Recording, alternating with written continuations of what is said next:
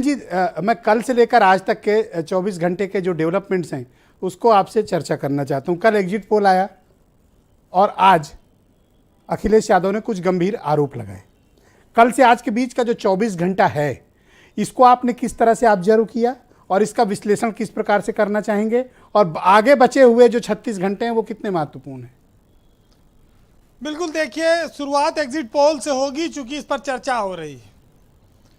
Exit poll को कोई सच्चा मानता है जिसके पक्ष में आता है, जिसके खिलाफ आता है झूठा।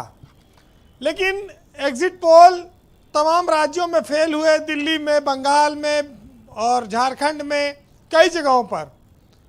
एग्जिट पोल एक ज़माने में जब शुरुआत हुई थी तब सच्चे माने जाते थे, क्योंकि तब जनता भी एग्जिट पोल में सही बोल देती थी और सर्वे करने वाला भी ईमानदारी से सर्वे करता था। आज जनता न सच बताती है और न सर्वेयर सच में सही सर्वे करता है। तो ये कह सकते हैं कि एग्जिट पोल में ढोल का पोल हो गया है और इस एग्जिट पोल पर ज़्यादा माथापच्ची करने की ज़रूरत नहीं है। आप देखिए कि हमें नहीं भूलना चाहिए कि हम जिस ज़माने में हैं उस ज़माने में भ्रष्टाचार उस ज़माने की लाचारी है, और भ्रष्टाचार ने इस व्यवस्था के सारे खंभों को तोड़ दिया है। जहां ईमानदारी की बात समाप्त हो जाती है, जहां गिनती के लोग रह जाते हैं।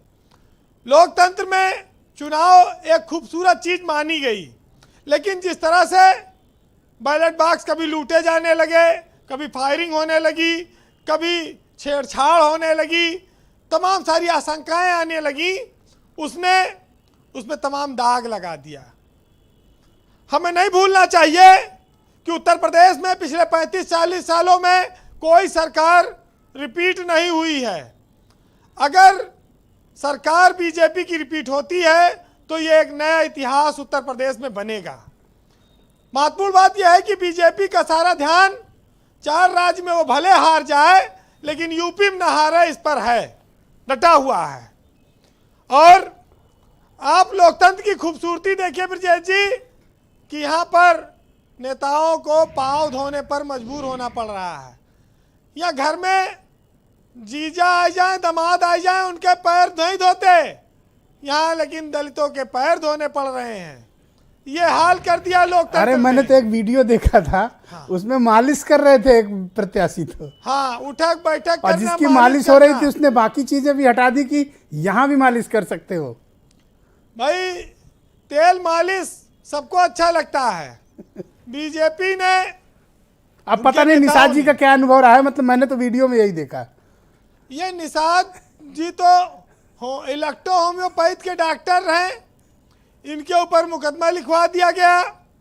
सैकड़ों डॉक्टर इन्होंने बनाए, जनता की नब्ज पकड़ा इन्होंने, खूब विकास किया है अपना और अपनी पार्टी का। निषाद जी की सीट पर टिकट के दावेदार भी खूब थे, खूब मांग रहे थे लोग। लेकिन आज इस बात को लोग कैसे भूल जाते हैं कि लोगों के हजार किलोमीटर चलने में जूता चप्पल फट गए, पैरों में छाले आ गए, लोग भूखों मर गए, चलते चलते मर गए, अटैची पे बच्चे सोते हुए चले, लाशें उतराती रहीं, लोगों के मुंह में ऑक्सीजन नहीं मिला, मुंह से ऑक्सीजन फूंकना पड़ा, एम्बुलेंस में 8-10 घंटे लोग रहे। उत्तर प्रदेश में किसान आंदोलन चला, जिस पर सारी पृष्ठभूमि बनी चुनाव की। जिन नौजवानों ने रेल के डिब्बे भर दिए, जगह नहीं बची। जिन शिक्षा मित्रों को, संविदा कर्मियों को, जिन 69,000 शिक्षक भर्तियों को, पुरानी पेंशन के कर्मचारियों को कैसे इग्नोर कर दिया जा सकता है? इन लोगों ने कहां वोट किया होगा? ये हिजाब, ये गन्ना का किसान, ये जिन्ना, ये गन्ना, ये आतंकवाद, ये बुलडोजर, ये हिंदू और मुस्लिम, ये कहां चुनाव लेकर गया? किसको जितवा रहा है एग्जिट पोल? दूसरा, 2 गंभीर आरोप अखिलेश यादव ने थोड़ी देर पहले लगाए। मैंने अभी मोहसिन रजा से भी पूछा, निषाद जी से भी पूछा और स्वामी प्रसाद जी से भी पूछा। ये आरोप लगाए कि मुख्यमंत्री कार्यालय से टेलीफोन जा रहे हैं कलेक्टर्स को। ब्रजेश जी, आप जिसे लोकतंत्र की खूबसूरती मानते हैं, कई जगह पर उसका दुरुपयोग भी होता है। अगर अखिलेश यादव आरोप लगा रहे, देखिए इस समय यूक्रेन और रूस का युद्ध चल रहा है, ये अखिलेश यादव को जेलेंस्की मान लो, ये भिड़े पड़े हैं जेलेंस्की और किससे, रसिया से भिड़ा हुआ है, बहुत बड़ी फोर्स है। कंपैरिजन आपने किया वीरेन जी। ये लड़े जा रहा है, चाहे बंकर में बैठ के लड़े और चाहे खुल के पानी पिला के मानो, ये लड़ाई चल रही है। इस प्रदेश में वो जाट लैंड कहाँ चला गया, वो यादव लैंड कहाँ चली गई, वो बुंदेलखंड कहाँ चला गया जिन पर वोट चल रहा था। तो इस प्रदेश में बहुत सारे परिवर्तन, बहुत सारी चीजों की बातें आई। लेकिन अभी निषाद जी भी कह रहे थे और मोहसिन रजा भी कह रहे थे कि ये एग्जिट पोल नहीं है, एग्जैक्ट पोल है, मतलब यही असलियत है। देखिए एग्जैक्ट पोल अगर ये होता, या एग्जैक्ट पोल दुनिया में ये अंतर्यामी है, ये 1 किलोमीटर दौड़ के देखें कि रथ यात्राओं के साथ चल के देखें, हांफने लगते हैं लोग, चक्कर खा के गिर जाएंगे। कोई ऐसी मशीन नहीं बनी है जो नाप के बता दे कि 10 तारीख को कौन सा परिणाम आएगा। इस प्रदेश की जनता ने, करोड़ों लोगों ने वोट दिया है, बहुत सारे बीजेपी के समर्थक हैं, बहुत सारे लोगों ने बीजेपी के खिलाफ वोट दिया है। इसका आकलन ओरिजिनल गिनती के बाद होगा, मतगणना के बाद होगा। उत्तर प्रदेश में जो सरकार बनेगी वो जनता के विश्वास से बनेगी, उसके मत से बनेगी। उससे पहले किसी को यह अधिकार नहीं है कि वो ऐलान कर दे जी वीरेन जी, तख्त हमारा है, ये तख्त ताज, ये सब तो देखिए व्यवस्था है, माहौल बनाने की चीजें हैं।